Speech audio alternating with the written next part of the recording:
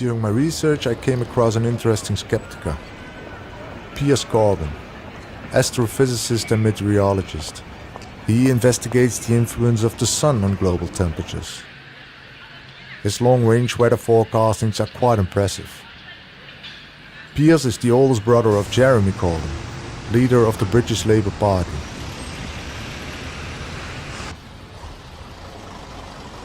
All the actual observable evidence shows that it is CO2 which is an effect, not a cause of climate. CO2 levels depend on the surface temperature of the sea, because there's a dynamic equilibrium between the CO2 dissolved in the sea and in the air. And there's 50 times more CO2 in the sea than there is in the atmosphere.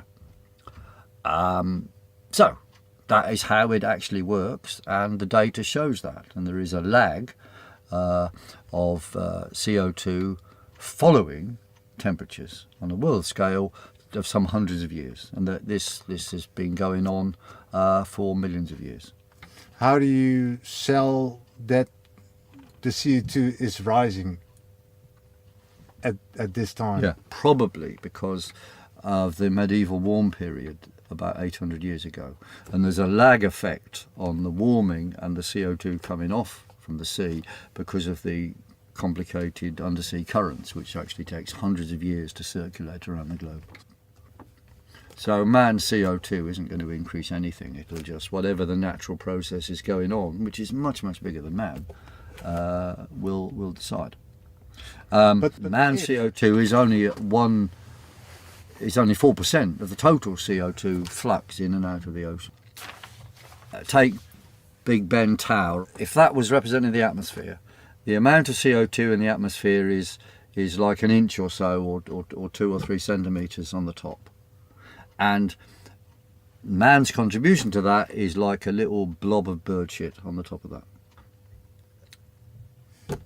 And we're told to believe that is causing climate change. It's complete delusional nonsense, because it requires a conspiracy of nature for the natural processes to follow man. Now, there's 10 times more CO2 produced by termites than there is by man. So for CO2 to follow man, then the termites have to do, somehow follow man's CO2, which of course is insane. It's a conspiracy of nature of the most insane proportions. I mean, yet this is what is propagated by the powers that be. What are you seeing? We see, and we're very confident of it because our own prognoses have been borne out, we see a general cooling, continuing general cooling, to about 2035, and there'll be some very extreme cold winters. There'll be some short hot spells as well, but basically overall much colder. Mini ice ages. But I see ice caps melting and crumbling in huge blocks into the sea. Well, yeah. In the ocean, look, and the polars are melting. Yeah, but of course it's a nonsense, isn't it? That's always been the case for millions of years. Look, snow falls on the Arctic and Antarctic, spreads outwards and breaks off as ice. It's just like if you take a film of a tree blowing over, you say, my goodness me, look, that tree's 100 years old. This must be the strongest winds for 100 years. Well, of course it's nonsense. It's an old tree and it dies. The ice that breaks off all these ice shelves is typically 4,000 years old. But it's 4,000 years old irrespective of what's happening today. It's just slow flowing of ice. I see graphs on TV that temperature is rising. Yeah, well, those graphs are fraud. What they've done is they have chosen successive data sets and reduced the data sources in order to show or pretend the past is colder and the present is warmer. Now, in successive years, they produce different data sets given by these other graphs. So the most recent one is this red one here, which has got the minimum. They've made the past colder and the present, they made it warmer. So the rise in the 2001 data is this, and the rise since 1975 in their so-called better data is this. But they just consistently choose data sets in order to make the past look colder and the present look warmer. The difference between these two is 0.5 degree. So So my way of thinking, there's half a degree of fraud. They don't deny it. They just say, oh, we've now got better measurements. Well, this is how to lie to politicians. Yes, Minister, of course, this is the best available data, which will enable you to lie, Minister, to Parliament. So the actual effect of that is basically half a degree of bogus warming. So if you take half a degree off current world temperatures, then you're going back to the same temperatures as were in the early 40s. Imagine that your theory is false. Mm-hmm. And there is CO2 and we need to combat the climate.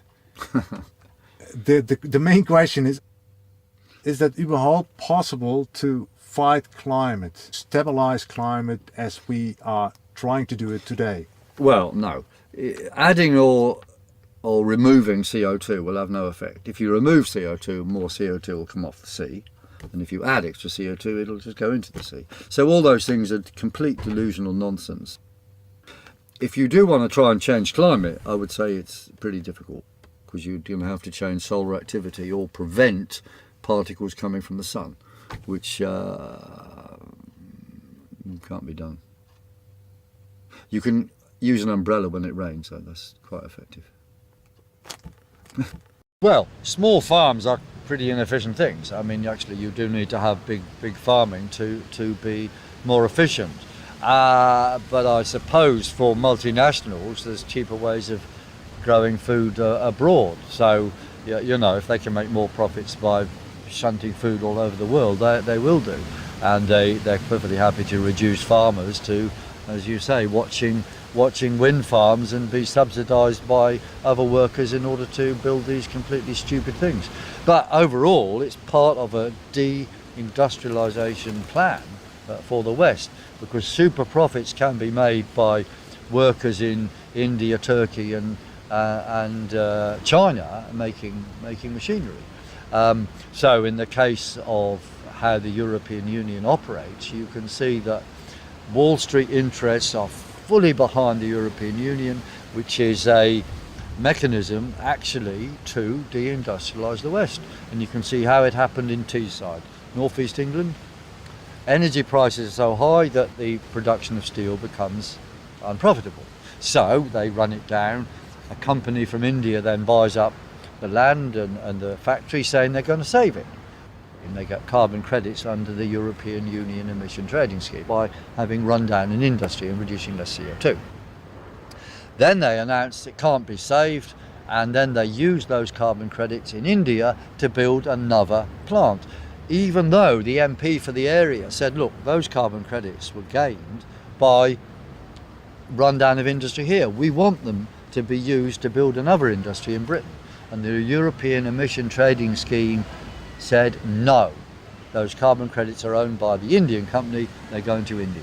So what happened was we've had taxpayers paying for the destruction of industry in Britain, destruction of jobs in Britain, and the removal of the industry to India, and the production of CO2 has simply been transferred from Britain to India. There's been no reduction in CO2 worldwide, and if that's meant to be saving the planet, it's saved nothing at all.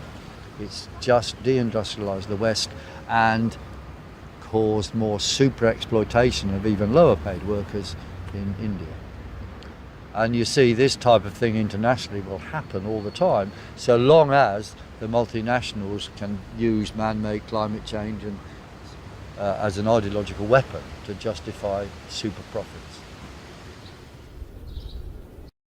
Well, the modern left partly lost its way when the Berlin Wall came down and turned from a sort of straightforward socialist ideology to something like red and green mixture, you see, and developed things like eco-socialism, whatever that means.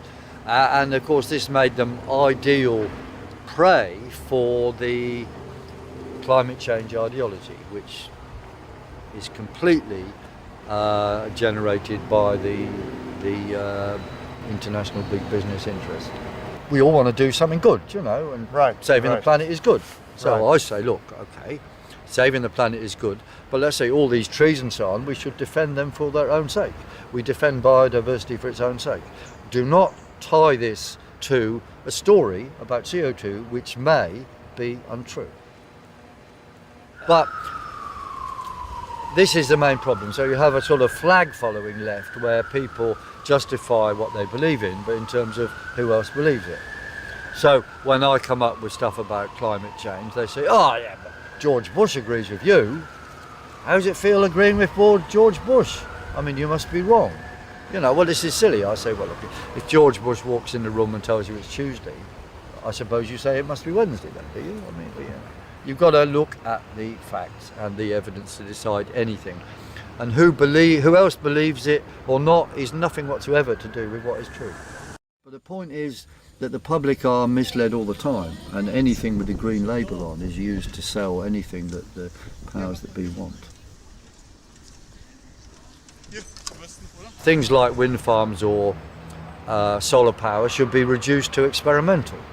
I think in maybe 50 years' time, solar power will become very cheap, and that will probably be one of the main sources of energy. But right now, coal is cheapest, followed by oil, and we should use these things. Does oil have an effect on climate? No, none effect whatsoever. Nothing? Nothing, no. Carbon dioxide in the atmosphere is plant food. This tree has removed carbon dioxide and turned it into sugar, basically. This is a process that's been going on for millions of years. The coal in the ground was originally in the atmosphere when there was more CO2 in the atmosphere. If you double the amount of CO2, that would be a very good thing, because it would increase the growth rate of plants by about 40%. That would be hugely beneficial to agriculture. But it would be impossible to double CO2, because what happens is it will get absorbed into the sea, because the sea and the air are in balance all the time. I think the truth will come out when the public realise they're being robbed by multinationals in the name of saving the planet. They will say no, and we'll go back to having a rational energy policy.